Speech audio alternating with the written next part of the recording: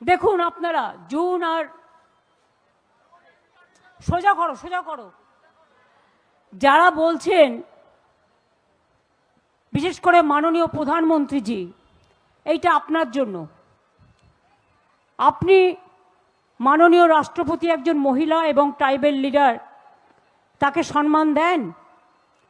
তাহলে বলুন কেন প্রধান রাষ্ট্রপতি দাঁড়িয়ে আছে এবং আপনি বসে আছেন? প্রত্যক্ষভাবে আপনাদের দেখিয়ে দিলাম আমরা কিন্তু আমাদের সম্মান দিই, কিন্তু এরা সম্মান দেয় না। ভালো করে ধরে থাকো, ব্যাস ঠিক আছে। সম্মান কারা দেয় আর কারা দিতে পারে না, এই ছবিটাই তার প্রমাণ করে দেবে। আমরা সম্মানীয় সব চেয়ারকেই সম্মান করি, আর প্রধানমন্ত্রী নির্বাচন আসলে ভোট পাখির মতো বাংলাকে আক্রমণ করেন আর যা তা বলেন।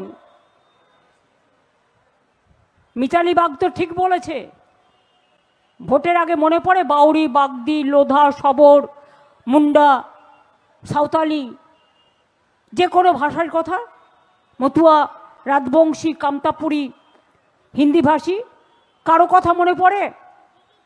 মনে পড়ে না। কালকে আপনি টুইট করেছিলেন, আপনার টুইটের জবাব আমি দিয়েছি যে প্রোগ্রামটা আমরা অর্গানাইজ করিনি, অর্গানাইজ করেছে one private organisation, and that is also from state government. The letter is sent that these organizations don't have any capability to organize the program of the Honorable President of India. They didn't involve us. It is neither the state government program and neither the state government is involved. So whatever happened, the organizer is the private party, and it is that instead of repeating that, please see that they may not be provide all good program for you, but it is the choice of the Honorable President. They accepted the invitation, so it is their prerogative, it is not our prerogative. And after that, to complain why the people didn't came, that is lies with the organizers.